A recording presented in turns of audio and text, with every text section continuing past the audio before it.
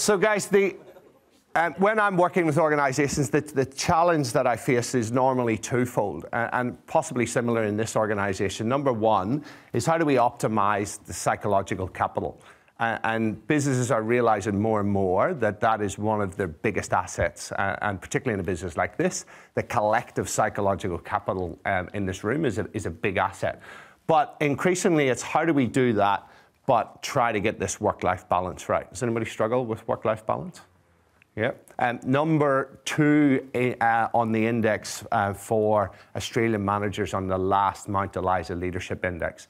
And Australia actually suffers the highest level of stress and distress than any other OECD nation. So it's a particularly big problem in this country. I think it's linked to the fact that Australians actually work longer hours than any other OECD nation. But as well as this work-life balance, I like to get people to think about this and your wealth-health balance. And just think about the last week. How much of your time did you spend on wealth accumulation and working in a job? And how much of your time did you actually invest in your health? And just quickly do those sums and see how much of a mismatch there is. Now, those two obviously don't need to be equal, but what is wealth without health? I've dealt with a number of senior executives who are quite old, approaching retirement age, very wealthy, but a couple in the last 6 months have said to me, you know what, I would give away all my wealth to get my health back, because they destroyed their health in working so hard for so long.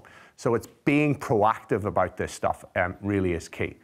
Now, we've got to view that in the context of this. So if there's any creationists in the room, this is probably a good time for a toilet break, but this is where we've all come from the African savannah. Our best guess is about 50 to 70,000 years ago, we migrated out of the African savannah. And around 45,000 years ago was the last big genetic change in the human genome. And there's one change in one of our 25,000 or so genes that determines why everybody who's not African in appearance is not African in appearance. It's one change in one gene. That's been the last big gene change in on our genome.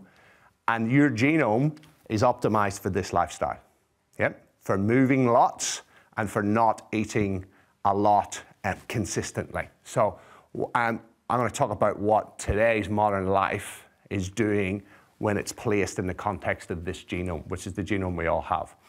So to put this in a bit of context, I'm going to look at data around obesity. Now, this data is from the US, but don't worry that it's from the US, it's the trends that are the same. And the trend is very similar in the US, in Australia, in New Zealand, the UK, and lots of OECD nations. And what we're looking at is obesity. Now, white just means there was no data. The light blue is less than 10%, the darker blue is 10 to 14%. That's 1985. We're going to see how this thing changes over 25 years. So there's 1986, 87, 1988, 89, you can see the dark blue is now the dominant color. 1990, 1991, you can see we have a new category, 15 to 19% obesity. 1992, 1993, where's all the light blue gone? 1994, 95, you can see that darkest blue is now the dominant color. 1996, 1997, we have another new category, more than 20% obesity. 1998, 99, just look at that jump in yellow between 1998 and 1999. There's the year 2000. We got only one state, Colorado, with less than 15% obesity at this stage. 2001, we have another new category, more than 25% obesity. 2002, 2003, 2004, where's all the blue going? 2005, we have yet another new category, more than 30% obesity. It's 2006, 2007, and 2008.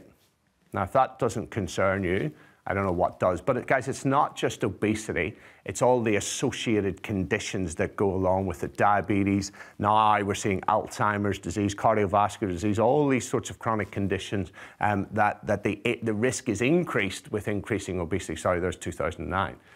Now, this is clearly a complex problem. it's not just about energy balance in terms of obesity. Anybody tells you it's about calories in, calories out, doesn't know what they're talking about. It's pretty complex. And so any solution has to be looking at a whole heap of different areas. So this is what I've put together over about 7 or 8 years of research into different domains, and I call it the 80-20 lifestyle because it's a sustainable way of living. And these are the bits that we're going to go through in the remaining time. So the first bit is really about discovering and understanding your health drivers. And I think the first thing is to decide where you want to be. This is what I call the health and performance continuum. Now, the clinical horizon, that is where you have a manifest sign or a symptom of a disease or a condition. Now, some people may be left of the clinical horizon. You may have high blood pressure or whatever disease or condition it is. But in terms of aspirational, it's about thinking about where you actually want to be. And I used to ask that question a lot, and then I actually realized that's not the right question. It's not about where you want to be. The real question is about where are you prepared to get to? Because lots of us want to be peak performers, but we're not actually prepared to do the work to actually get us there. Now, for a while, I was prepared to be up there, which I'll talk about later on. I've now pulled back my expectations and where I'm prepared to get to, because I know that being right up in the right end of this, in the right-hand side, means not drinking alcohol. And I'm Irish and ex-military, and for me, that's a no-go. So it is about thinking about what are you prepared to do? What are you prepared to give up? But what are you not prepared to give up? That, I think, is equally a valid question. And it's thinking about that seriously, about where you are prepared to get to. And we'll see, just have that in your head, and we'll see if that changes as we go through this. Now, we're talking about peak performance, and I've been very fortunate to deal with peak performers at the upper echelons of the military, in the boardroom, and also with a number of elite athletes and sporting organizations. And for me, one of the key things are the common traits in peak performers at that level. And to really understand what separates out the best of the best from the best of the rest, I think sport is a good way to understand that. And in Australia, we all understand sport. What would you say is the biggest sporting event in the world? Super Bowl. Oh, at least you didn't say AFL. Well, some people would say the Football World Cup, not the Soccer World Cup, it's football as we know at SBS. But actually, we could have an argument about whether it's that or the Olympics. But let's just take the Olympic Games. What is the biggest event in the Olympic Games? So it's the men's 100 meters, isn't it? That's not being sexist. It is the men's thing. And this is, we're fascinated by this. It is the fastest individual on the planet. So one day I jumped on, I thought, well, let's see what it takes to be at that level and to step above the rest of them. So I jumped onto Wikipedia, and to my surprise and delight, I found they published the finish times of every athlete in every 100 meters final, all the way back to the start of the modern Olympics in 1896.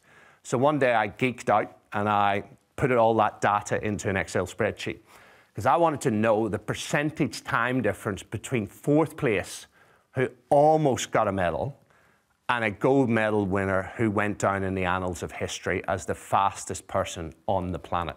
And here is what I found when I crunched the data. Here you can see in terms of percentage time difference, it's all less than 5%. And lots of it is less than 1.5%. And then I thought, well, what about between last and first place? There's got to be a big difference there.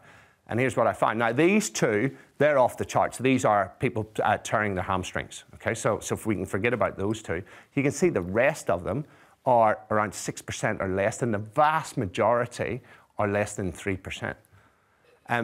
At the upper echelons of anything, guys, we get what we call ceiling effects. It's well recognized. Everybody gets squashed. At the upper echelons, whether it's the boardroom, the military, the athlete world, everybody's bloody good.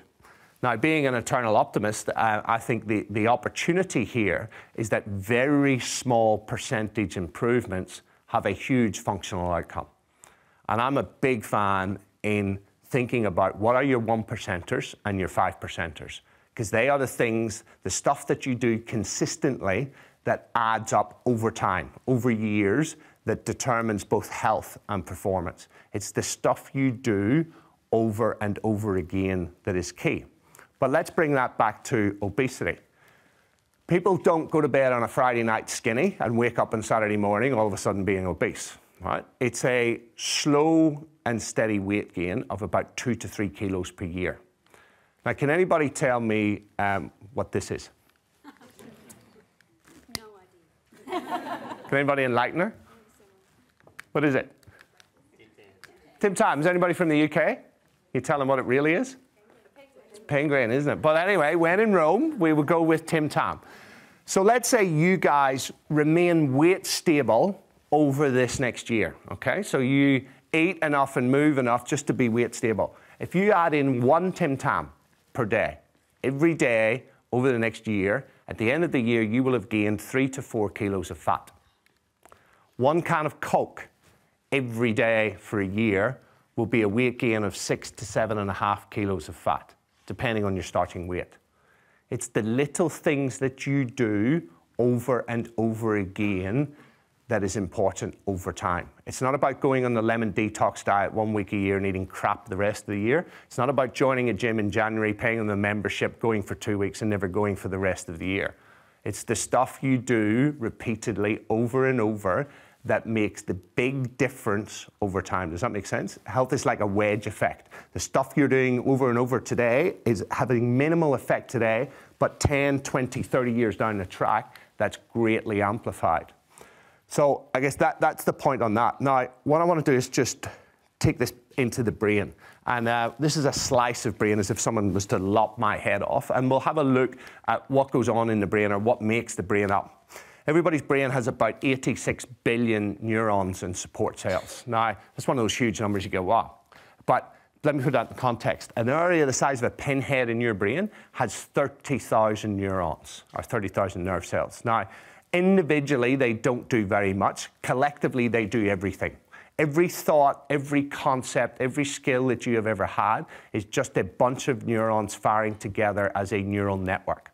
And when you repeat those thoughts and those skills, they become hardwired and they start to become automatic. Now, that's particularly relevant for thoughts, as we'll talk about later on. But in terms of the individual neurons, the health of your individual neurons is driven by the biochemistry inside of the cell. And inside all of our 86 billion neurons, and in fact, almost all of us, the 50 or 70 trillion cells in our body, are chromosomes. And we have 26 pairs of chromosomes inside all of those cells. You get 1 pair from mum, 1 pair from dad. Inside all of those 26 pairs of chromosomes reside all of your 25,000 or so genes. And it's the genes that tell the cell what to do. It's the genes that dictate the health of the cell. But it's not just genes, it's gene expression. In the words of Eric Kandel, one of the greatest neuroscientists who ever lived, he said, genes are not deterministic. They do not operate in a vacuum. Your genes are the servants of your environment. What he meant by that in layman's terms is it's not the cards you're dealt, it's how you play your cards that's important. And it's this gene expression that is very important. And what a lot of people don't realize is that your genes are expressed differently on a daily basis, depending on what you do and how you interact with your environment. So if you're doing consistent interactions, you get consistent gene expression that over time dictates whether you've got good physical or mental health or poor physical or mental health. So we all have a genotype. You can't do anything about it. You get 1 set from mum, 1 set from dad, and that's it. No negotiation. If you've got kids, you give them a set of your genes and your partner give them a set of their genes. However, we have environmental choices every single day that interact with that genotype to create gene expression. And that, over time, creates your phenotype. So everybody here is being responsible for their phenotype. Your phenotype is your current physical and mental health state, driven by that interactions. Now, in terms of the environmental choices that matter, in terms of gene expression, is what I call the big 5. Number 1 is how much you choose to move and at what intensity on a daily basis. Number 2, and these aren't any particular order. Number 2 is what you choose to put in your mouth several, if not dozens of times per day. The third one is how you choose to view and deal with the stresses in your life. Fourth is the environmental toxins you choose to expose yourself to on a daily basis. And last are a whole range of psychosocial factors.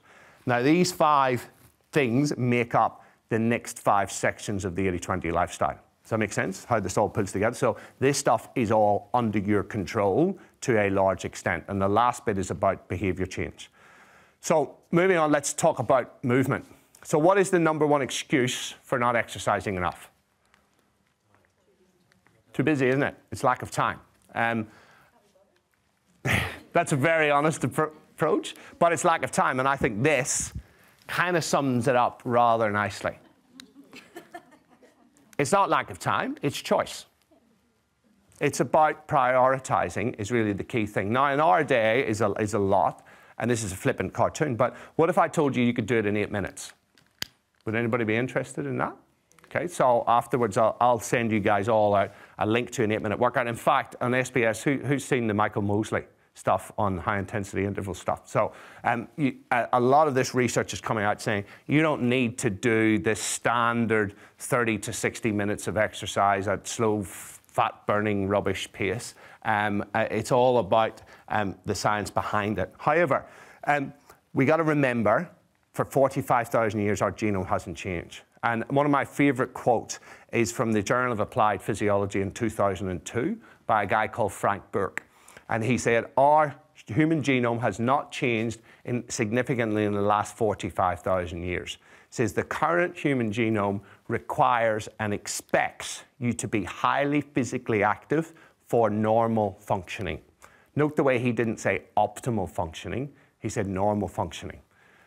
So if you think about that, Australian office worker, the average Australian office worker, do you know how many steps they take a day? Have a guess. 1,500? A bit more than that. It's 3,000 to 5,000.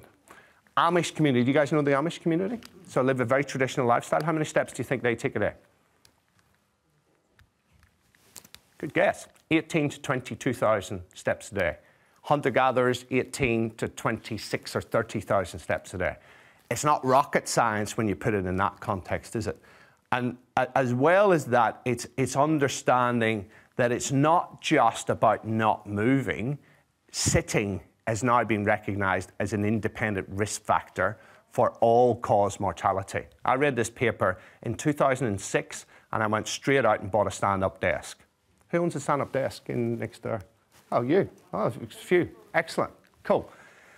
Because, guys, sitting, we now know, rots your brain through the way that it interfaces with energy metabolism. And it's particularly sitting for half an hour and more and an hour at a time that really causes the damage. You can minimize a lot of that just by getting up intermittently and doing that sit-to-stand type stuff is really, really important. It is now an independent risk factor. So if you're not active, if you are reasonably sedentary, you've got a risk factor. If you sit a lot, you now have 2 risk factors, not 1.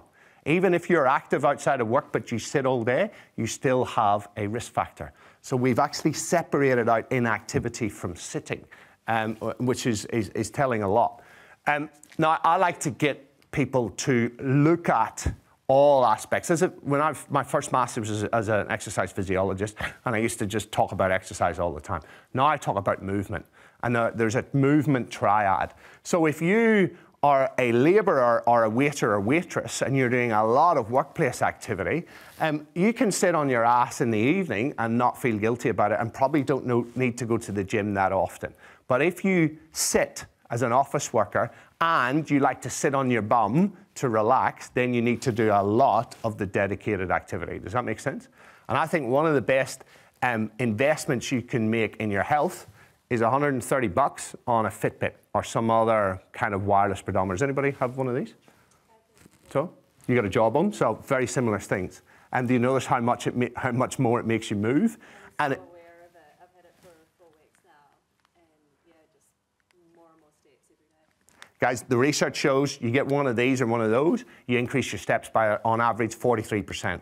Because it's right there, it's in your face, isn't it? And it's the Hawthorne effect. This is recognized in business and across lots of domains. You shine a light on something and it improves straight away. I seriously encourage you all to get one of these wireless pedometers that syncs to your phone because it's a game changer, absolute game changer. And it lets you evaluate your lifestyle. And then you start to make different choices. I bet you're seeing that. That's the big thing, is just that awareness level of how much you move. Now, let's talk about the dedicated. So guys, for the base level, 70,000 steps per week will give you baseline protection against disease. That is what we call moderately physically active. Now, put that against the Amish community who do about double that, yeah? And what our ancestors did was about double that. So that's a bare minimum. That will give you base protection. But if you want to be a peak performer, you've got to then do dedicated physical activity on top of that. And some of the reasons why is exercise. It's not just about how you look. And a lot of people think about how you look. Some people think about fitness, but a lot of it's about mental health. For every randomized control trial that has been done comparing exercise against antidepressant medication, exercise wins hands down because of the impact that it has on brain function in numerous ways, the way that it impacts on brain function. And the other thing is that exercise is a very, very powerful driver of our gene expression. And that's key. So doing it over and over again will give you positive permanent changes in gene expression. And here is research from Carl Kottman back in 2002, looking at the impact of exercise at a gene expression level. And 24% of the genes that they looked at were to do with metabolism, improving how your body processes fat, sugars, protecting against cardiovascular disease, diabetes, Alzheimer's, these sorts of things. 11% enhanced the overall health of and function of the immune system. 15% were anti-aging genes. It's actually the best form of anti-aging therapy is exercise. But 37% were to do with brain health and plasticity. And that's the key thing. A lot of people don't think about the brain when they're thinking about exercise. I used to have a company that certified personal trainers and would say to them, the gym is as much about the brain as it is about the body. But people just think about the body. Now, I can actually say, having reviewed heaps of research in this area, I can say without a shadow of a doubt, if you do not engage in regular, vigorous physical activity, there's not a snowball's chance in hell that your brain is functioning optimally. You might have been blessed with a pretty good brain, but it won't be optimal unless you're doing the regular, vigorous activity. And here's some of the reasons why. We know that physical activity increases the mitochondria. You guys heard of mitochondria? That's inside the cells. That is the power producing, the energy producing aspect of the cell, and it keeps your cells healthy. When we exercise, we get new mitochondria, which is really good for our cells' health and longevity. And the more intensely we exercise, the more of this we get. Heat shock proteins, these are the cellular aspects of resilience.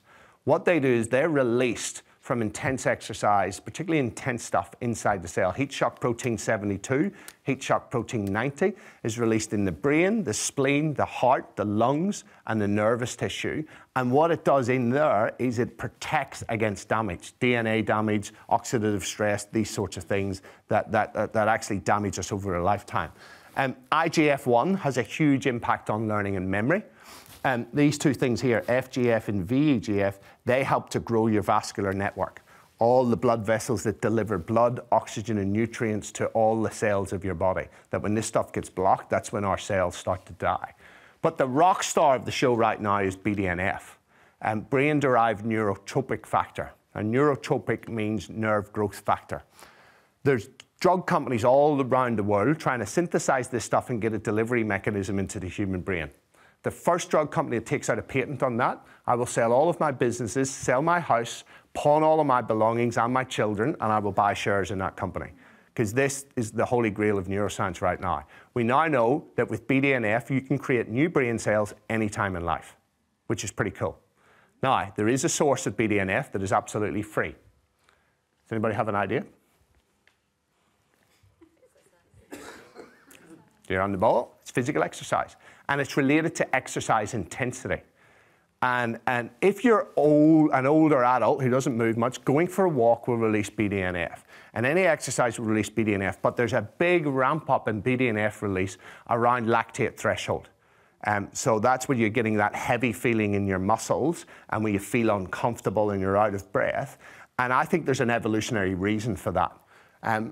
Because BDNF, what it does, it helps create connections in the brain, it enhances learning and memory, and helps grow new brain cells. And I think the evolutionary reason for that is, well, why would you be running fast back in evolution? Because something's trying to bloody well eat you. Isn't that right? So it makes perfect sense. What's your name? Julie, that if you go for a walk, you go somewhere new, a new watering hole, and a lion jumps out and chases you, and you manage to get away, it makes sense the brain would release all this BDNF to say, Julie, remember where this is, and don't bloody well go back there again, because you didn't have a GPS in those days.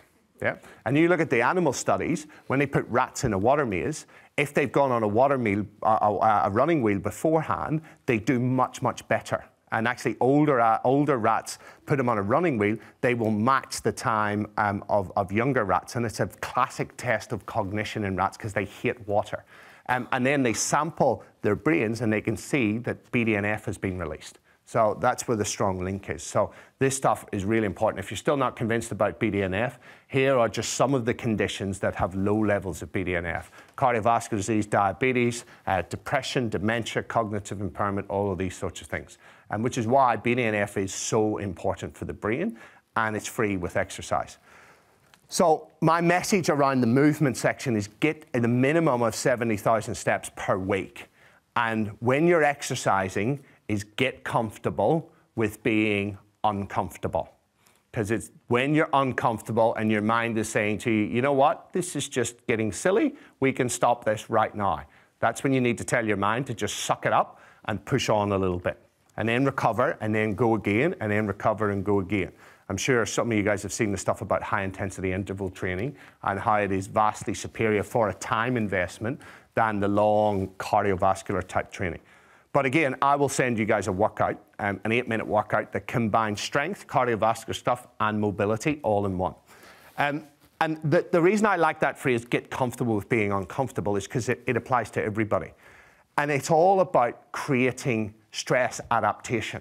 So you've got to stress the system. One of the key things in exercise training is progressive overload. You have to overload the system or there's no adaptation. If you do the same workout and you stay within your comfort zone, your body has got no reason to adapt.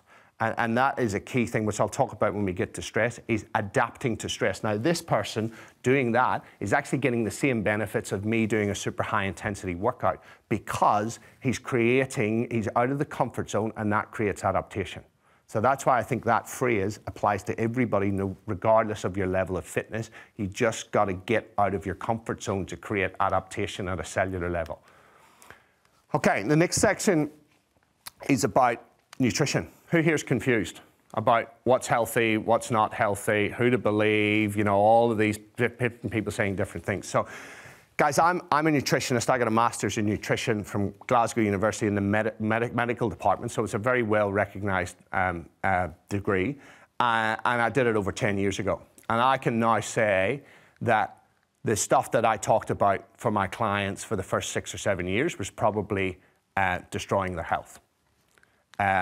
When you look at it, the stuff, in my personal opinion, the government guidelines that we're still peddling out are destroying people's health. And they're not based on good research. In fact, they're based on extremely flawed research. This whole idea that you should eat a low-fat diet is complete rubbish. You should eat a low-fat diet if you want to destroy your health over time. There is absolutely no causal link between saturated fat and heart disease. There's no causal link between cholesterol and heart disease. In fact, we're now finding older adults who have higher cholesterol have less heart disease. They've also got less dementia, okay? So, and the early research was flawed. In fact, it was fraudulent research by a guy called Ancel Keys, who had very powerful friends in the Food and Drug Administration. And the doctors at the time were saying, this is rubbish. The high-fat diet does not cause heart disease. And he eventually got it through. And then they persecuted, or not quite persecuted, but they vilified anybody who tried to disagree with them. And then all these food-producing companies were creating high-carbohydrate foods that were very, very cheap. And it's very cheap to feed populations and all of these things. But let me just tell you some food rules that I have. So the first one, before we get into the technical details, is mindful eating. If you go back to your desk, if you turn your keyboard upside down and crumbs come out of it, you're a sinner. Yeah? You need to be in the right physiological state for eating. When you eat, you need to digest that food. That means your parasympathetic nervous system needs to be switched on, and that food needs to move through your whole gastrointestinal tract, the smooth muscle contractions. If you're stressed and you're eating, what happens with stress is that blood that's there gets shunted to your muscles, because the brain goes, there's no point digesting your food when you're being chased by a bloody lion. So let's get the blood out of the digestive system to the muscles. That means you don't digest that food properly. It doesn't move properly through the gastrointestinal tract. It starts to clog up, it rots, it gets toxins, you get leaky gut syndrome, and you can get irritable bowel syndrome and all sorts of stuff. So the key thing is to be mindful and relaxed when you're eating. Eat in the right state. And also be mindful about what you're eating. What are you putting into your mouth? Is it nutritious? Is it going to help you at a cellular level? Or is it crap? Is it treat food? Is it processed food? That sort of stuff. Now, Brian Wansink has done a lot of really good research on this. And let me tell you just a couple of things. He's a food psychology researcher. So some of the stuff that he's come up with. So on average, so if you eat in front of the television, you'll eat about 12% more calories than if you eat at the table, because you're just mindlessly eating and you're not aware of when you're becoming full. If you put the food, the serving dish in the middle of the table, you will eat 16 to 20% more calories than if you put it on your plate. Anybody ever done that? You just mindlessly reach out for more food and you don't actually need it, and most times don't want it, but it's there. And it's tempting, triggering the brain. Other things are, if you to take a dinner plate, if you go from a 12-inch dinner plate to a 10-inch dinner plate, you consume about 20% less calories. In the 1950s, the average size of a dinner plate was 10 inches. Now it's 12 inches. And the brain just thinks that we should eat what's on the plate. I need to fill the plate, and that's what I should eat. He has shown unequivocally we don't eat to hunger anymore, and we eat what the brain thinks we should eat. Yeah? And he's done some really cool research around this. Let's say we to bring all you guys after this, we're saying we're going to go out to a restaurant and we're going to actually assess this restaurant as to whether it's going to get a chef's hat. Okay, so we're going to go in and there's going to be 4 courses. We'll start off with soup. As soon as you guys go in, the soup's already on the table. We're going to eat the soup and we're going to have 4 courses, and then we're going to judge it. But what he would do is this half of the room, unbeknownst to them, when they go in, their soup bowls have been rigged. So there's little tubes underneath the table that are pumping soup back in as they're eating it. And they will eat on average, now remember, they're expecting to have 4 courses. On average, they will eat 4 bowls of soup before they stop. So, because it's what the brain thinks that you should eat. Here's a bowl of soup, I should eat it. And it switches off, or you become desensitized to how full you're feeling. So this mindful eating is pretty important. And it's a great book if anybody wants to read it, called Mindful Eating by Brian Wansink. And here's my biggest rule. And actually, I've taken this rule from an Australian doctor called John Tucker. And when I heard this, I thought, this guy's nailed it. He said, forget about the GI, the glycemic index.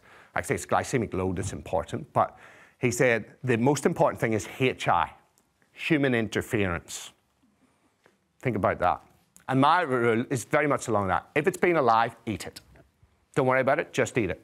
If you're looking at it and you're going, Mr. Krispy Kreme donut, I don't remember seeing you running around on 4 legs, then I'm not saying you should never eat it, but it's part of your 20%. So my 80-20 rule applies here, and I follow this rule personally. 80% of the stuff that goes into my mouth has been alive or has been minimally processed by humans. Yeah? The other 20% is treat stuff. We all got to have treat stuff. This is not a diet. This is sustainable living. Now, that includes liquids. So I drink 3 things. I drink water, I drink tea, either black tea or green tea, and I drink alcohol. And alcohol comprises a lot of my 20% time. Does that make sense? So this is about being mindful about what is your treat stuff, and the rest of it should be real food. Just stick to real food that has been minimally processed. Don't worry about fat, protein, carbohydrate, that sort of stuff. Eat real food. Now, this goes in conjunction. Now, let me refine that a little bit. Here is my idea of a food pyramid, which is very different to the government guidelines. But the key to this, and Harvard have done research on this. In fact, lots of places have done research on this, looking at different blue zones in the world of people who live for very long times, lots of centenarians. You've got Okinawa, you get places in Sicily and Greece, you got places in California. And one of the key things is vegetables. Super high intakes of vegetables, non-starchy vegetables. But what they've just found out, who's here is familiar with the Mediterranean diet?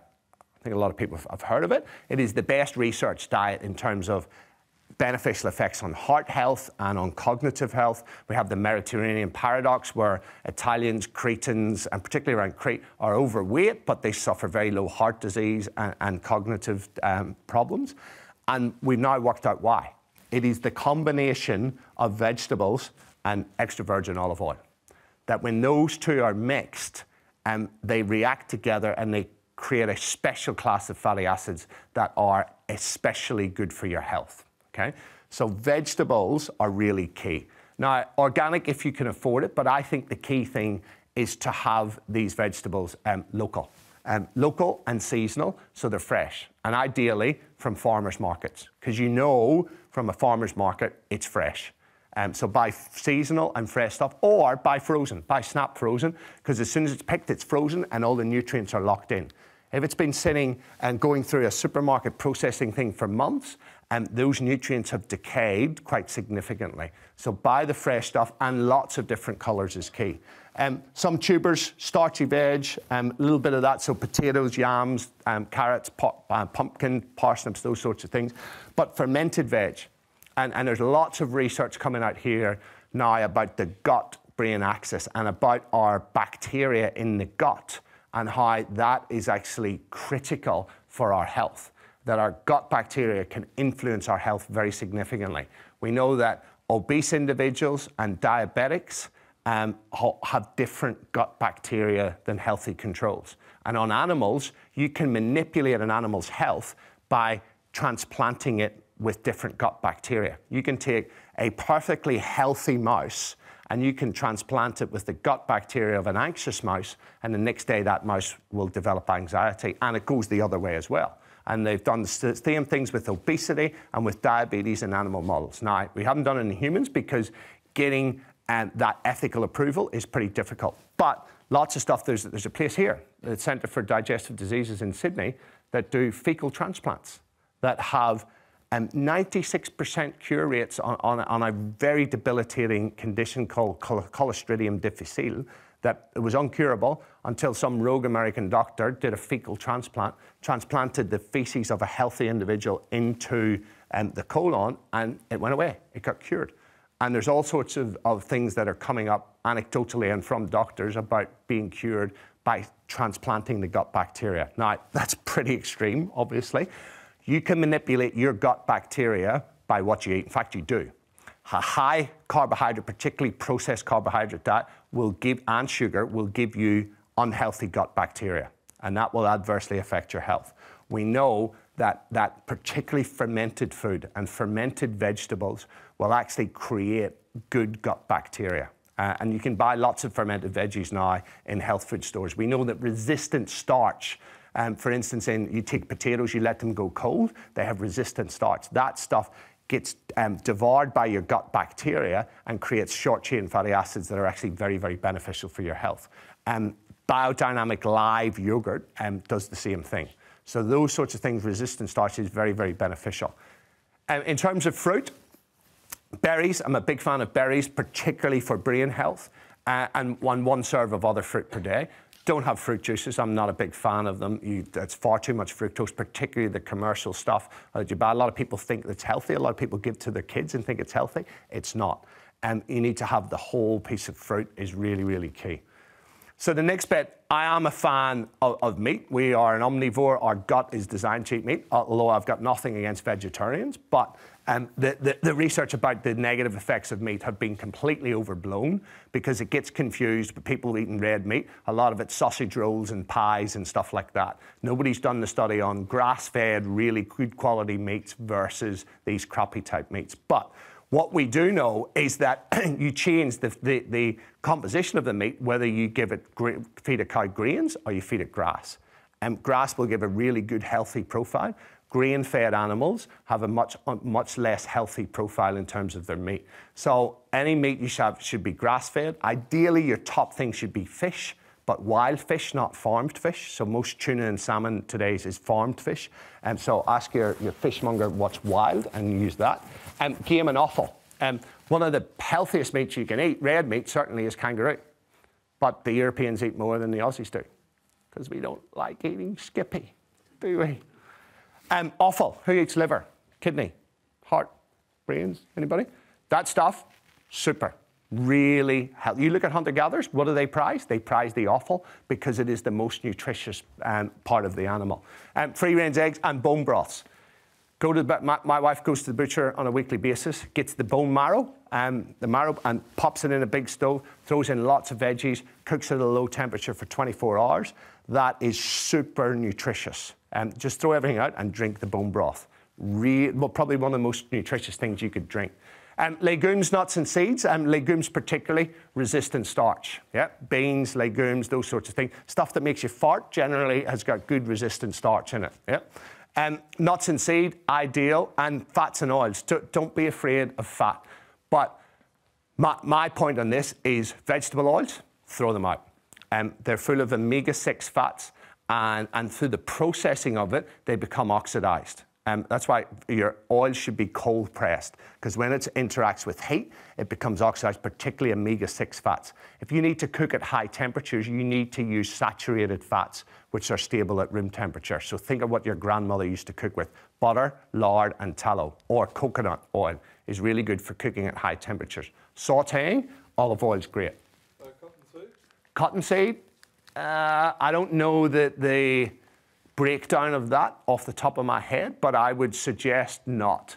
Generally, nut oils are much better, or coconut. It's got to be a saturated fat to be stable at high temperatures. Isn't olive oil a vegetable oil? It is a vegetable oil, but it's mostly omega-9, not omega-6, okay? So you don't want to cook high temperatures with olive oil. If it smokes, then it's becoming oxidized, okay? So sautéing and baking, olive oil is absolutely fine. And nut oils, they're omega-9, they're more stable than an omega-6, but the saturated fats are stable at heat. So if you need to do frying at high temperatures, you need to use butter, coconut oil, lard, or tallow. Now, we could talk about this all day. I'll answer questions at the end of it. The other thing, like some people, anybody follow paleo here? Paleo diet? So it's like a cult, particularly in the fitness industry, and paleo will tell you that grains are the devil's work and all this. I don't fall into that category, but I do think we overconsume grains, particularly processed grains, and we eat too much of 3 crops. We eat far too much wheat, we eat too much corn, and we eat too much soy. And most of the stuff in vegetable oils is corn and soy because it's very cheap to produce at mass levels. When you eat too much of anything, you can start to develop food intolerances. So my thing is with grains, eat a wild variety. Quinoa, which is more like a seed, which is really healthy. Wild brown rice, red rice, black rice, barley, oats, those sorts of things, and just minimize the wheat. Also be aware with dairy, for lots of people, it's absolutely fine. Some people become lactose intolerant. Particularly as you age, the lactase enzyme starts to decay and you can get intolerant. So if you get a bit burpy or bloated, you're probably lactose intolerant and you should stay away from it because it's going to create cellular inflammation. The most important part of this is 20% time. Yep, because we all have to have a sustainable lifestyle. So that for me, you can see that is a real food pyramid. It's anti-inflammatory in nature, and it's very nutrient dense is the key thing, and really would be beneficial at a cellular level. That is the key for me. Okay, the last thing, and who saw the Michael Mosley? It was on SBS, and the stuff about intermittent fasting, so which is fantastic, and it's great that he's getting it out there. But it was in the UK a couple of years ago. I think it was on SBS last year. Because look at this paper, 2006. This stuff's been out there. This guy, Mark Mattson, he's the man in this stuff. He has shown that every species he's studied, that you do intermittent fasting or intermittent calorie restriction, it extends their life. So for those who don't know it, intermittent fasting is good, but it's extreme. Intermittent calorie restriction, Mark Mattson has shown, will do the same thing. So here's the gig. On your restriction days, between 400 and 600 calories. Now, that's not a lot. So if you're a smaller female, 400, a bigger guy, 600. That's enough to stop you eating your firstborn male child, but it's not enough that you will feel full. what these guys have shown is when you do that, the body switches on the DNA repair enzymes, and it protects against cancer. It gets a bit of a spring clean. It also increases BDNF in the brain and is very beneficial for weight loss as well. So it's not just about weight loss. This is the only diet that will actually improve your brain health, improve your cellular health, and help you lose weight. So the traditional one is the 5-2 diet. Do it 2 non-consecutive days. Do your restriction days. But I do it maintenance once every 3 weeks, once every 4 weeks, just go on a calorie restriction day.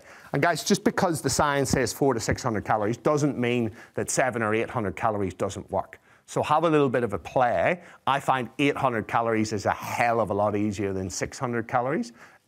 So have a little bit of a play with it. But if you are smaller in stature, then it's definitely towards the lower end. You need to restrict calories significantly to get those benefits. No. One day every 3 or 4 weeks, just for maintenance, just for a spring clean, yeah, for those cellular benefits, because I don't want to lose weight, yep. But for weight loss, the 2 non-consecutive days a week have been very well proven, and it's a safe diet. Okay, let's talk about guarding against damage and toxins. Look, I'm just going to cut this down to one. I'm only going to talk about one thing in this. Normally I talk about drugs and stuff like that, but we don't have time. I'm just going to talk about sleep. Sleep is an issue. We sleep an hour less than we did in the 1960s. And there's lots of people, particularly executives who I deal with, who have issues with sleep. Now, this was a study done, it was done way back in 1979, but it had 1 million people in the study that they followed. And it looked at death rates of all-cause mortality. And you can see 4 to 5 hours sleep had double the death rate of those with 7 to 8 hours sleep. I'm sure you guys are seeing every week there's more and more research now coming out about sleep. And it seems that the key is between 7 and 8 hours. Yeah? Now, if you're looking here, you might be thinking, why is this? Well, we think that more sleep, there's higher death rates because people who are sick and diseased tend to sleep more, okay? So that may not be effect, that may be cause. But what is key is coming out is that 7 hours is pretty key. And lots of people don't get it. And we're now seeing a multitude of things that are bad for your health when you don't get good sleep. So I just want to go through a quick bit of sleep hygiene. So the first thing is routine. Who's got kids? Remember when they were young, or some may be still young? What happens when you take your young kids out of a sleep routine? They turn feral, don't they? They turn absolutely feral. Our brains are a little bit like that. Your brain needs routine. And you go to sleep school, for adults, or kids, the first thing they'll do is routine. Go to bed the same time every night. Yeah, you even take people with insomnia, and they can go into these sleep schools. Every night they go to bed at the same time, and they wake them up at the same time. They expose them to ultraviolet light, to sunlight, and which then, so over 2 weeks, will reset the circadian rhythm. So routine is key.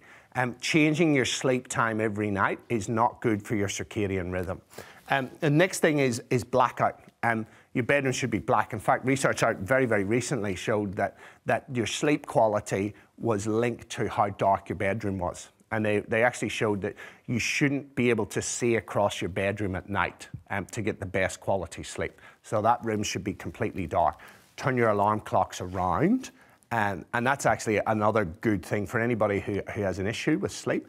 Turn your alarm clock around. When you wake up, don't look at it. They've shown that when you wake up and you see the time, doesn't matter what time it is, your brain will not go back into stage 4 of sleep, which is the really restorative sleep.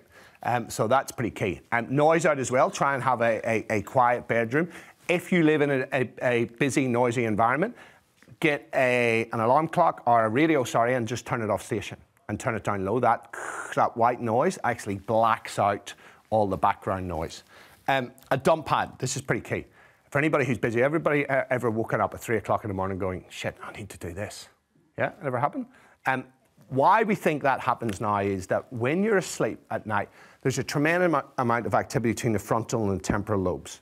And we believe that the brain is replaying the day's events and deciding what is important to store as a memory and what can be deleted. And then you go over this stuff you haven't done, and the brain goes, oh my God, we haven't done that, releases adrenaline, says, what are you doing asleep? We need to do this thing, yeah? So having a dump pad is really key. And the feedback I get from corporates is this stuff works. is you just write down, at the end of the working day, write down all the things that are on your mind. You do a to-do list. And I was doing this at the National Australia Bank, and one of the guys, one of the participants said, actually, I do that, but I divide the page in two, and on the other side of the page, I write down all my achievements. And I thought, that's actually a great idea, because by finishing off, you do your to-do list, by finishing off with achievements releases dopamine in the brain. Dopamine is one of the chemicals of pleasure, but also goal-directed behavior. Dopamine says to you, that felt good. Do it again. Yeah, so it's reinforcement. You've actually had a good day, and you get that cognitive closure between work and family life. So being able to switch off. If you bring your work home, do it last thing.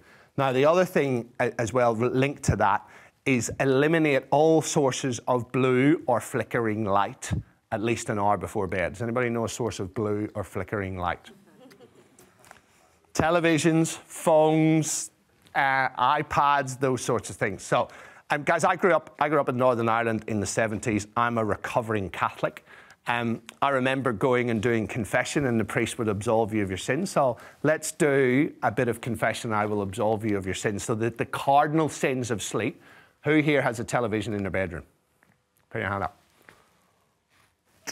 Sneaking that out. Come on, get it up proudly. Who brings an iPad or a tablet or a computer into the bedroom? Oh, wow, that's big. Who brings their phone into the bedroom? That's even bigger. But it's my alarm clock. Buy a bloody $20 alarm clock. What they've shown is if your phone is in the bedroom, your brain becomes hypervigilant. And it's non-consciously sitting there going, somebody could be emailing, somebody could be texting, and it interferes with sleep. They've shown, get the phone out of the bedroom, get the television out of the bedroom. The bedroom should be a sanctuary, yeah? The bedroom is where you go for sleep, and if you're lucky, you get a little bit of oofty magoofty. But that's it, yeah? It's not for working, it's not for watching television, it's not for those things. And the last thing, the other two things is, so that hour, you should eliminate screens an hour before you go to bed. They've shown that if you interact with a screen within an hour going to bed, melatonin, which is your sleep hormone, drops by 28%, which is very significant. And it impacts on your ability to get to sleep and get a good night's sleep. So just get it out and do a wind down routine. Read a book, do some yoga, ideally do some meditation or something like that. For that wind down is pretty critical. And caffeine, be aware, caffeine has a half-life of 6 hours. So caffeine keeps you awake. It gives you a cognitive boost. So that means 6 hours after you've drunk your cup of coffee, you've still got half that caffeine in your system. So if you are a multiple cup of coffee drinker, you are going to be building up caffeine throughout the day. And then you go to bed at 10:30 or 11 o'clock and the brain's like, bing, I'm wide awake because I'm full of caffeine. So try to limit your caffeine. Midday, 2 o'clock should be the last caffeine. And just be aware, all those diet drinks, and they all are loaded with caffeine because they need some way of getting you hooked on their product. Try and find me a diet drink that doesn't have caffeine in it. And all of that counts in terms of your caffeine intake. Okay, let's talk about stress. So guys, when you're stressed, there is a battle in your brain for control of your brain. When there's potential stress around, a part of your brain called the amygdala lights up, and it controls your fight or flight response. Your amygdala wants you to punch someone or run away, right? Your frontal lobes are the rational thinking parts of the brain that do all the rational stuff, and they are the bit that should kick in and say, don't punch this person because it's Michael Abid, and he's your boss, and it's not a good career move, right? So it's all about who is in control of the brain. Now, the neuroscientist Antonio Damasio showed that you get what's called amygdala hijack. When the amygdala becomes activated and stressed, the frontal lobes go offline. And the amygdala hijacks your brain, and they can actually secrete, the amygdala secretes chemicals that actually block your rational thoughts. It basically says, talk to the hand, I'm in control. Now, that lasts for a quarter of a second. From an evolutionary perspective, that is all your amygdala needs to initiate a full-blown fight or flight response and get you the hell out of there, rather than debating whether that growl was an animal or whether it was just a bit of rustling wind, yeah? Because you need to get the hell out of there. So anything that you can do to help those frontal lobes come online is really, really important. Does that make sense? So let's talk about the stress cycle. So when there's a stress stimulus, there is this cycle that goes on, and the first thing is perception. If you perceive something to be stressful, it will be stressful. Now, we have these amazing frontal lobes, and in fact, our whole cortex that can do this. We can sit here and we can contemplate the vastness of intergalactic space. We can actually think about the fact that we can think about something, which is called metacognition, which is really high-level stuff. But that comes with a price. We are the only species whose thoughts can activate our fight or flight nervous system. So you can sit there ruminating about some crap that happened 15 years ago or last week and having these negative thoughts about it, and you will initiate a stress response similar to being chased by a lion. Does that make sense? You can sit and catastrophize about something that might not happen and probably never will happen, and something into the future, and create all this rubbish in your head, but you'll create a stress response. So that is the negative side of our amazing brains, is that we can create stress just by thinking, okay? Rumination or catastrophizing. So if you perceive something to be stressful, and you do react to it, it's then about what's your coping strategy. Has anybody ever come home from work and said, God, that was a hard day at work, I need a bloody drink? All been there? Yeah, quite a few of us have been there. And you know what? A blowout is a well-recognized coping strategy every now and then. If it becomes your default strategy, that's when there's an issue.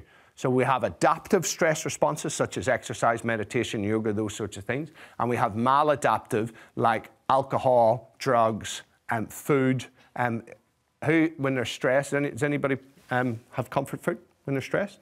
Lots of us do. Anybody ever pig out on carrot sticks and celery sticks? Really? You're the only person in the world. I have far too much fruit and veggies. Wow, okay, cool. Most people do chocolate, you do carrot sticks. Interesting. But the point is, there are adaptive and there are maladaptive coping strategies. Now, your coping strategy is going to dictate your sleep quality.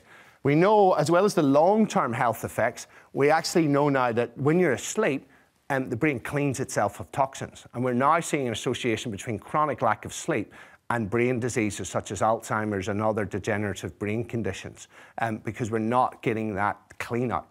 And more and more, this research is coming out. And I deal with a number of senior execs, and quite a few of them said to me, you know what, my head is so busy that when I lie down to go to sleep, it just doesn't switch off. And the only way I can switch it off is drinking half a bottle or a bottle of wine. And lots of people say that, and I say, look, the point is, you're not asleep, you're unconscious. And it's true. Well, it's not quite true, it's being flippant, but you're in a different state of sleep. They've shown that within 3 or 4 alcoholic drinks, you do not go into deep restorative sleep, which is key, which is why you can still get 8 hours sleep, but feel pretty crappy the next day, yeah? So it's about the quality of the sleep is pretty key for that restoration. And if you don't have good quality sleep, there are lots of metabolic consequences the next day. So we know that leptin, which is the hormone released in your brain that says, don't eat so much and move lots. Okay? So when leptin's released in fat cells, when people start to get overweight, leptin's released and it gets into the hypothalamus in the brain and says, don't eat so much and move more. That is actually reduced with a bad night's sleep. Ghrelin, which is your hunger hormone, is increased. So you got those two opposing things that are actually both driving up the need for food. Does anybody notice the next day, if they've had a really bad night's sleep, they eat more? And what do you eat more of? It's crap, isn't it? And that's largely driven by cortisol. Cortisol makes you crave sugary, fatty, and salty foods. We've seen that in metabolic wards. You give people cortisol injections, they eat more sugary, fatty, salty foods, and it's a survival thing.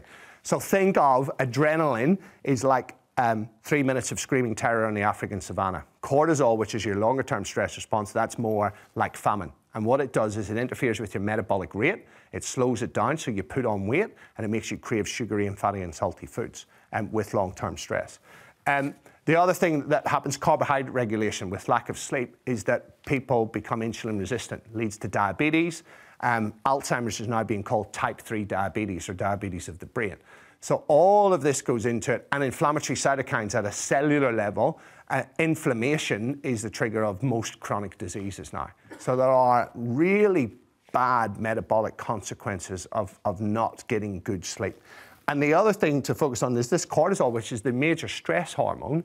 It's elevated the next day, so you go into work pre-stressed. See how this cycle perpetuates? So I'm a big fan of controlling the controllables. What's the controllables in that cycle? Yeah, so your reaction, your perception, and your reaction.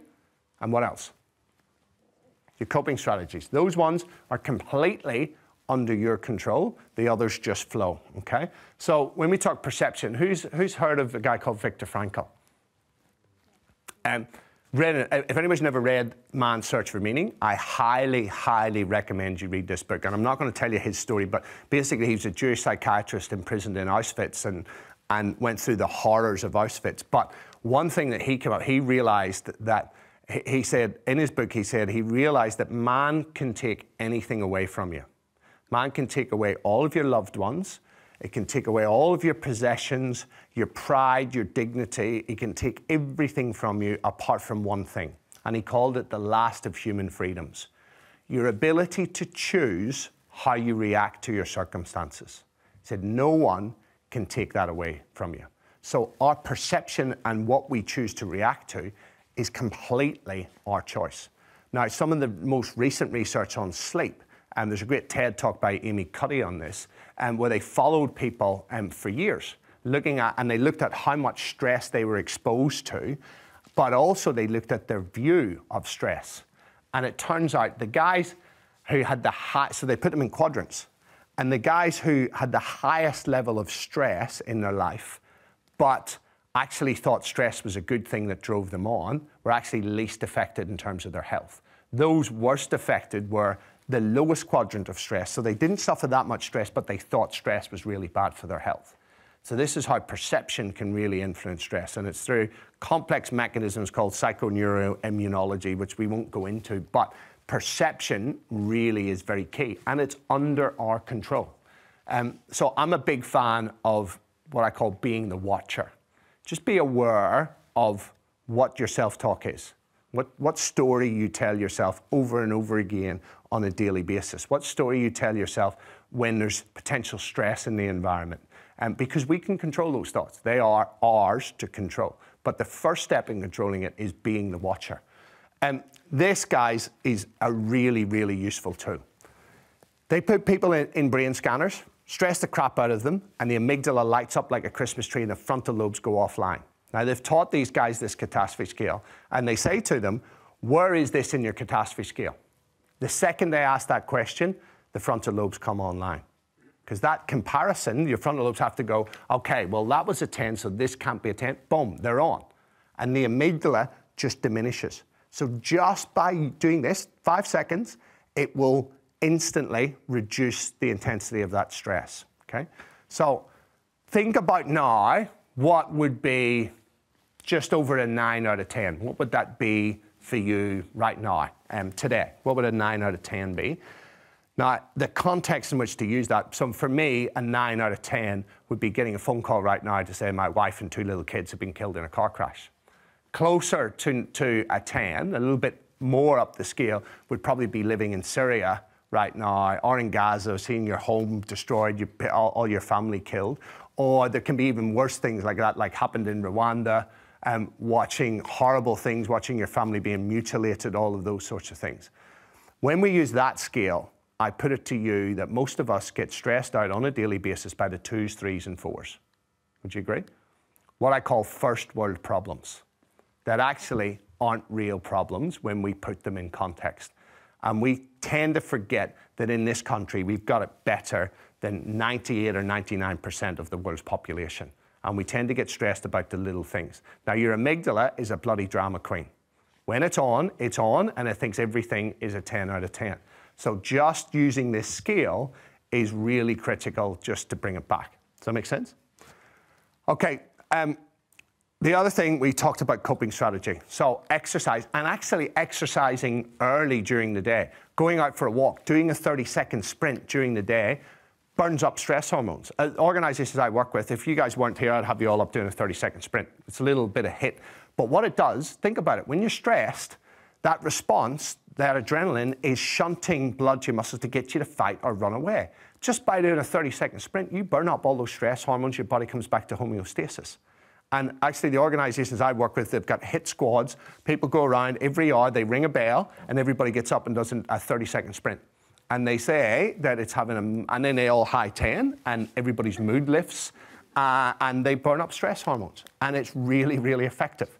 So that's a preemptive strike. Exercise reduces state anxiety. It's very, very useful. Yoga, meditation, those sorts of things. I'll go into that a little bit later on. But this other stuff, this is from a guy called James Gross, who's a neuroscientist who has actually developed a really effective treatment for post-traumatic stress disorder. But we can all use that to a lesser extent. So he talks about reappraisal. Reappraisal is where you think of something that stresses you out, something that thing that's in your head that just bothers you, or something bad that happened to you in your life, right? And we've all got one of those. That when we think about it, it makes us not feel good at all. Now, the key thing, find the silver lining. What's the silver lining? How have you benefited from that bad experience? There's always a silver lining, whether it is 4 or 5 knock-on effects. So I got mugged in Ecuador in 2001, pretty badly mugged and knocked unconscious, and I cannot remember anything of the event that happened. And had quite bad head injuries, and that's a bad thing, but there was a knock-on effect because I then missed my flight, had to stay in Ecuador for another 30 days, and met someone who is now my wife. So if I hadn't got mugged, my 2 little kids wouldn't exist today. So it's that sort of thing that you've got to look and find the silver lining. Reappraise the bad stuff in your life and find that silver lining. And I think one of the keys to a happy life is being a silver lining hunter. Just constantly, when bad stuff comes up, look for the silver lining straight away. When something bad happens to you in the moment, it's hard to find the silver lining. Then what you got to do is say, okay, in 6 months' time, how might I benefit from this bad situation? James Gross has showed that those who reappraise have much better optimism, environmental mastery, positive relationships, and life satisfaction than those who suppress negative emotions. Yep. Just turn them into silver linings. Okay, everybody breathe. Breathe in for me, please. Big breath in.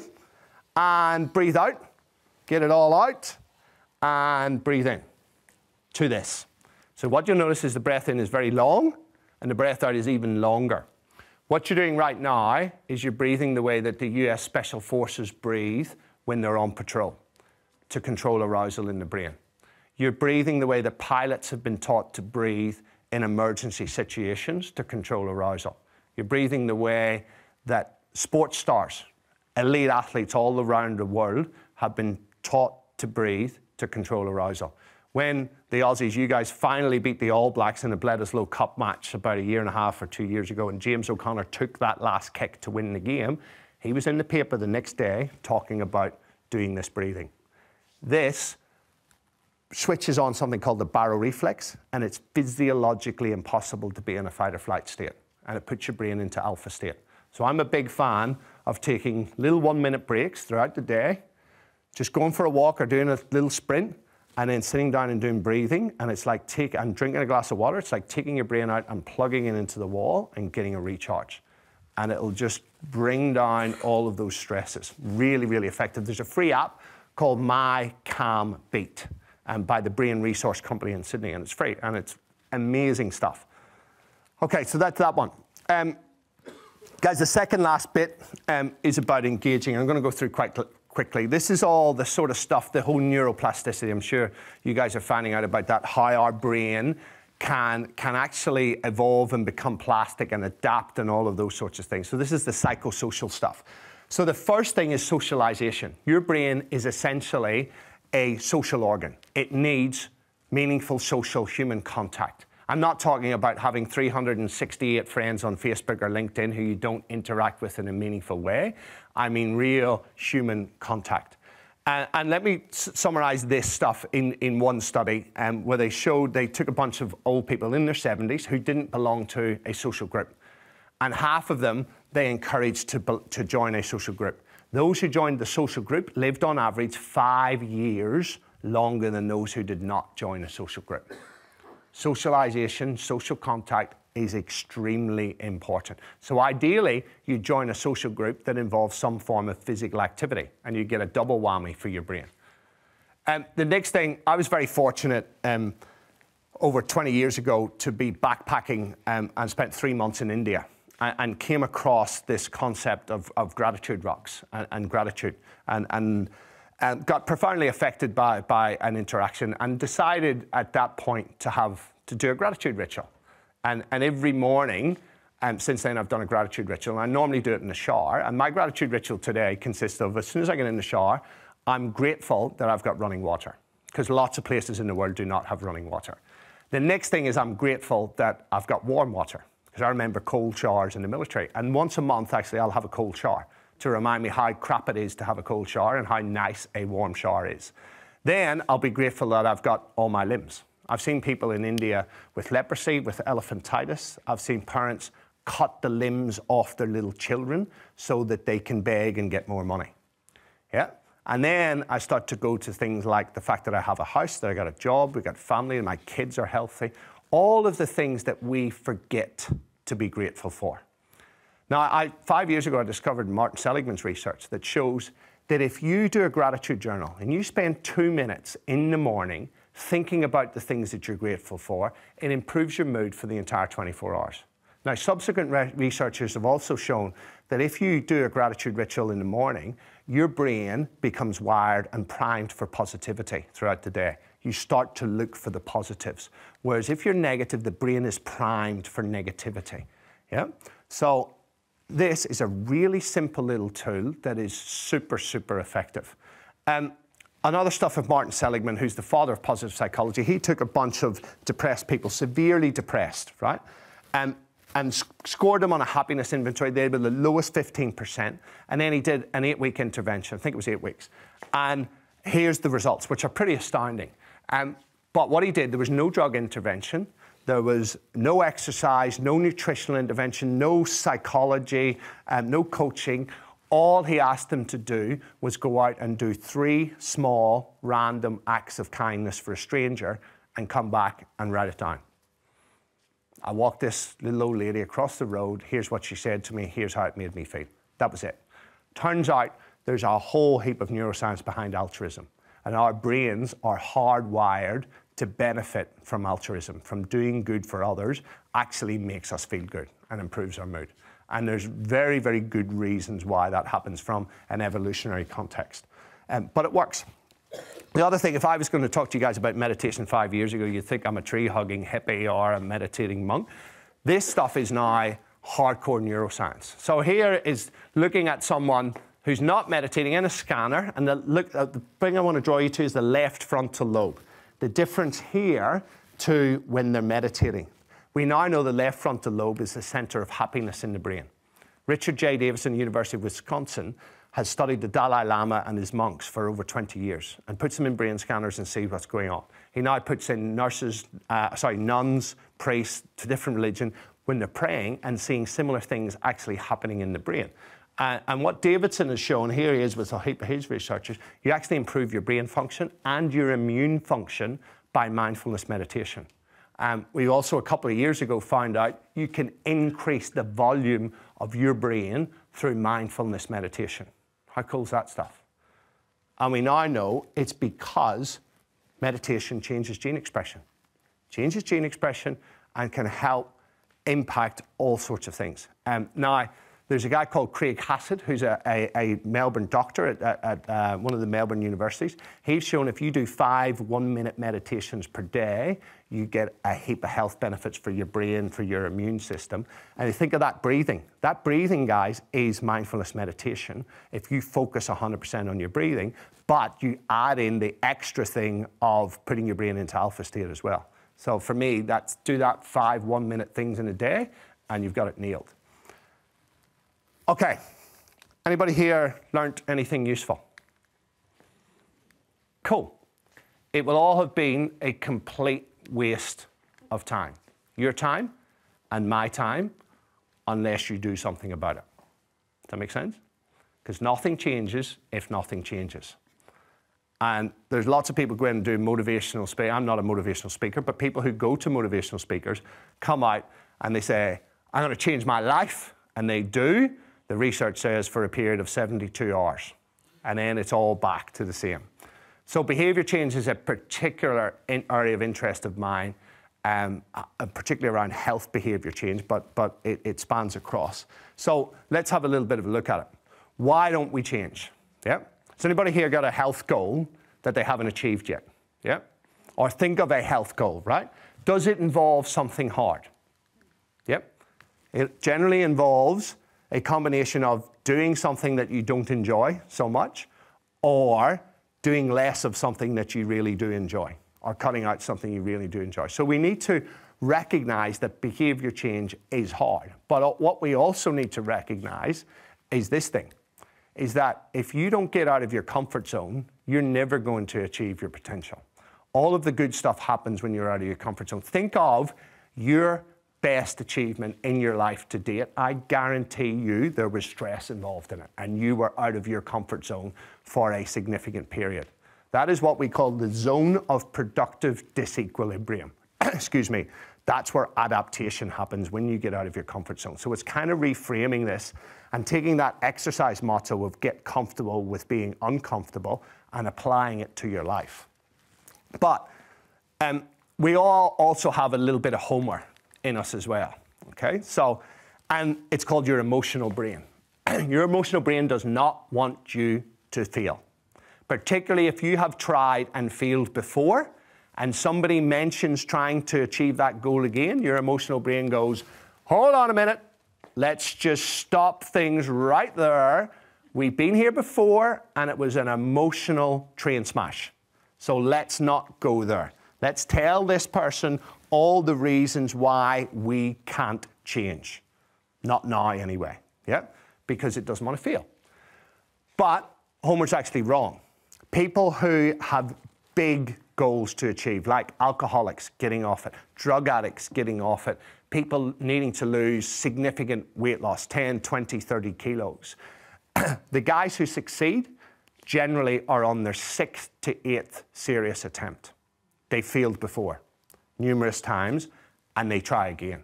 And gradually, they work out what works and what doesn't work. Now, there's something else that they work out, but we need a thought experiment for this. Put your hand up if you could not run a marathon right now. If you couldn't run a marathon. Okay, is there anybody who could? Okay, so for you, double marathon. Could you run a double marathon? Okay, so you got, when I say marathon, you guys have got double marathon. Okay, thought experiment. Think of the person who means more to you on this planet than anybody else. One person. So if you're married with kids, you got to choose. A lot of people are like, that's easy. The kids are cute. Or if you're Italian, you've got to choose between your kids and your mother. All right? If you've got more than one kid, you got to choose. Don't pretend you don't have a favorite. Can anybody really not choose? Between a couple? Okay. The people who you can't choose between, they're all in. Okay? So now this is the serious bit. So think of that person who means more to you than anyone.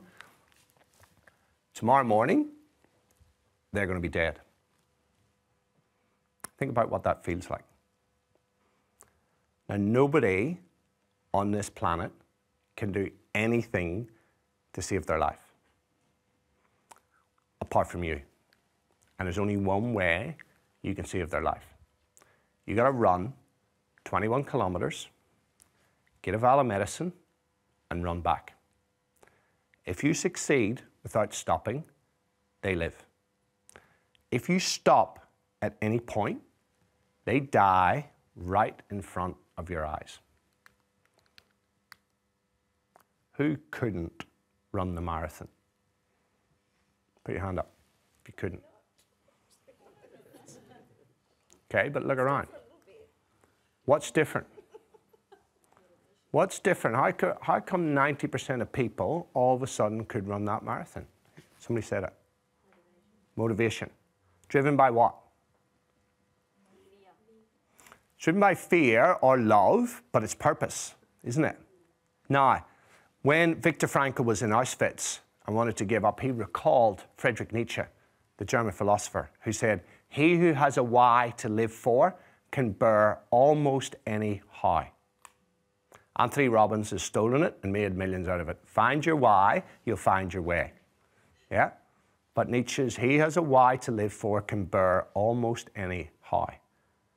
The key thing for behavior change and achieving a goal is find out why it's important to you. So think of a goal and think to yourself, why is my life going to be better when I've achieved that goal? And when you've got that answer, ask yourself why that's important to you. And when you've got that answer, ask yourself why that's important. And keep doing that until you pop up with an emotion. Because emotion is the thing that drives motivation. From the Latin movere, which is to do with emotions. Now, Decky and Ryan from the University of Rochester have shown across at least 10 different health behaviors this self-determination. People who succeed cross the threshold of autonomy. They become self-determined. People who fail generally are in what they call other determined extrinsic motivation. Something else external to them is driving that motivation. Someone's dangling a carrot at them. They feel guilty about the shape they're in or the behavior that they're doing, or more often than not, they're being coerced. Somebody's nagging them, like a spouse, friends, a partner, doctor, whatever it may be. Those people fail, the vast majority of them. The people who succeed are the people who become self-determined. This whole thing that you need intrinsic motivation around healthcare, that you need to love exercise and love eating good food, that is completely not true. You just need to find out why it's important for you emotionally and remind yourself of that. So one of the key things then is you got to break that goal down.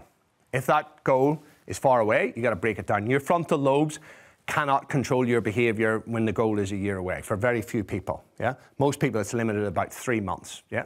So we got to break it down into smaller and smaller goals, and I like to break it down into little mini goals, which I'll go through in a second. But the other thing is, when you've got a goal, tell everybody. This is when Facebook's good. Tell the world, because it's something called social evidence. It's very easy to talk yourself out of a New Year's resolution on the 3rd of January that you've made 2 days ago when you haven't told anybody about it. Yeah? You can convince yourself that it's not a good idea. If you've told the world, it's a lot harder to back out of that. So that's one key thing.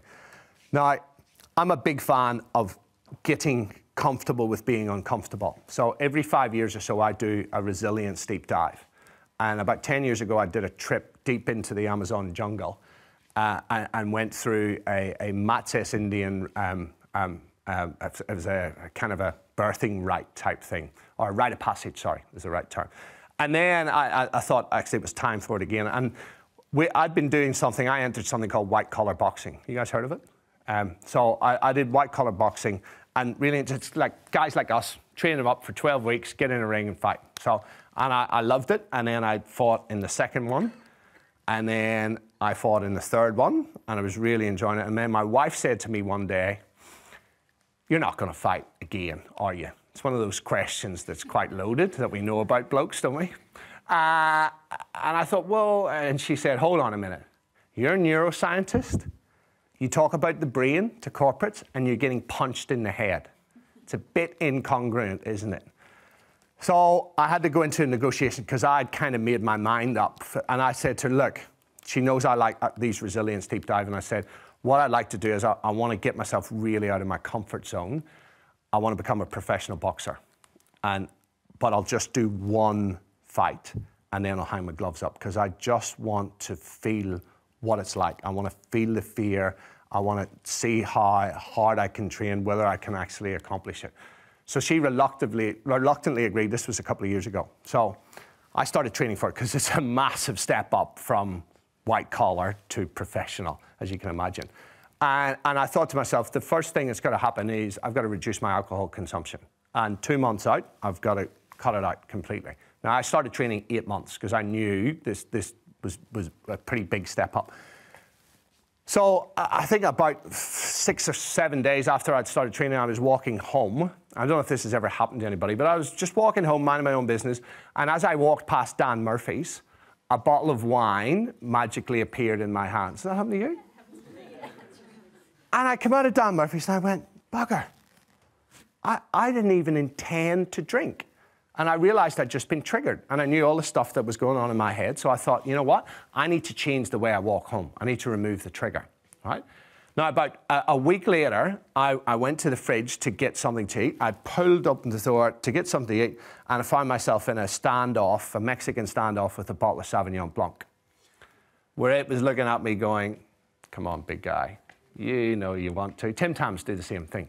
Yeah, and there's this little conversation going on in your head, and then I was like, no, oh, bugger it, just one. And just one turned into just two and just three.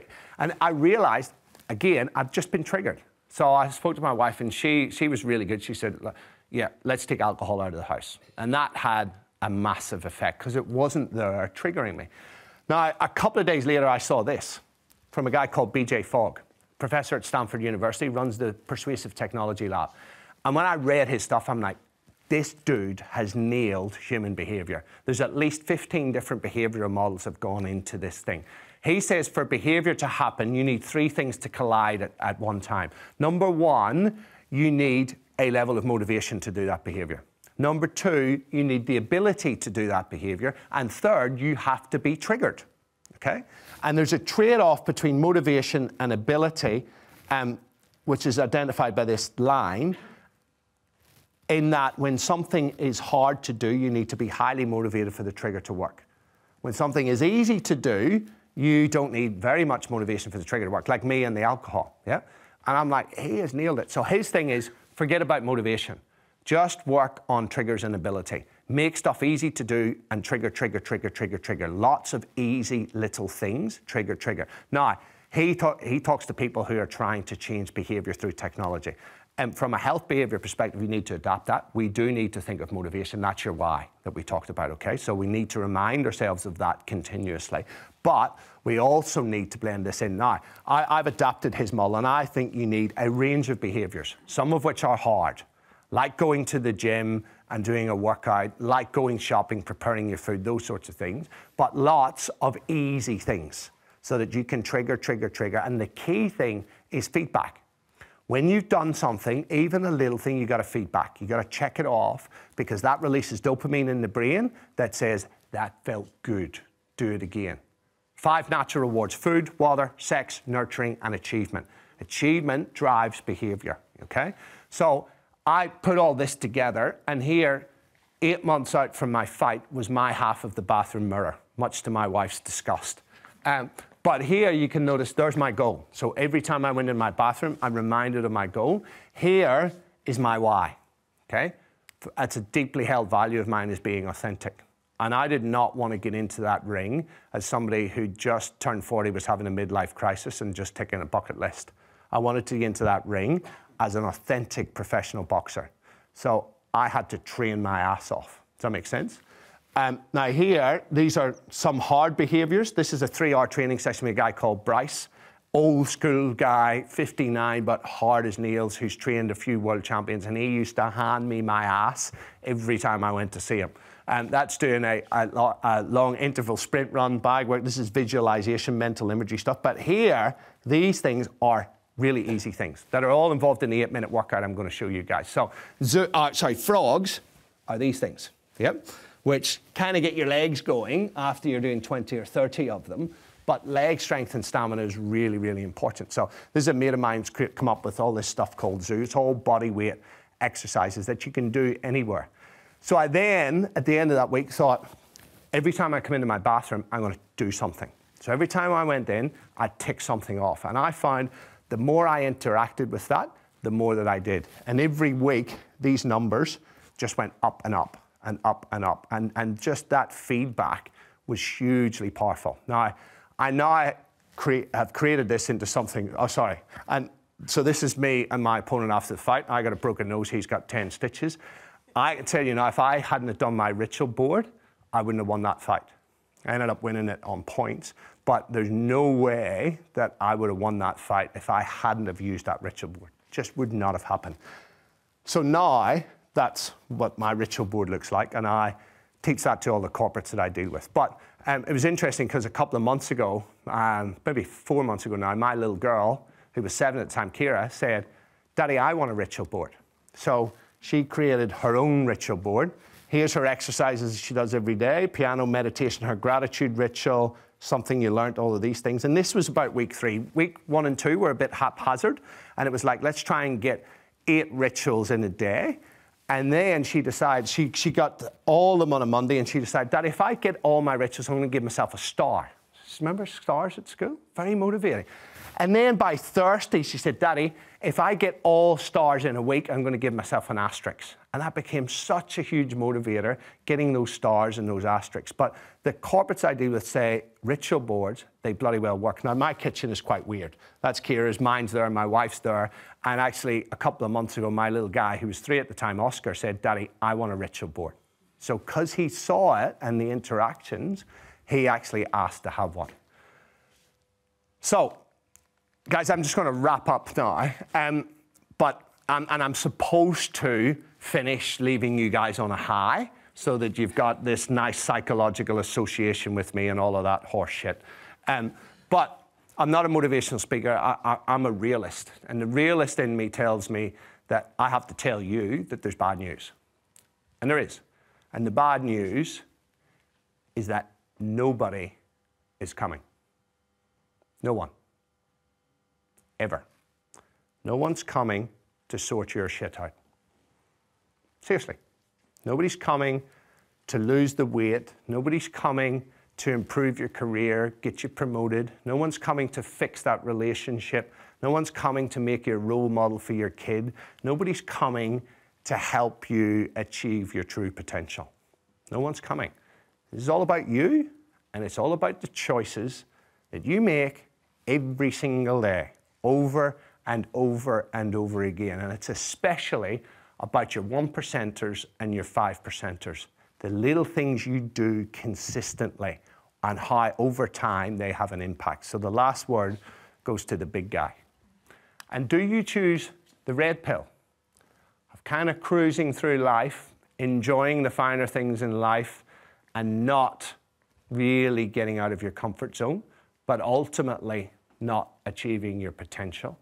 Or do you choose the blue pill of actually setting yourself some goals, getting comfortable with being uncomfortable, getting a ritual board and being methodical about achieving that goal, and then seeing where that takes you and how it can lead to your true potential? The choice, guys, is all yours. And I'll just leave you with this thought. I'd encourage you to get up in the morning, look yourself in the mirror and say, just for today, this is what I'm going to do. And you can have a crap day, but do it consciously. Just for today, one day at a time. That's how you achieve your true potential. Thank you.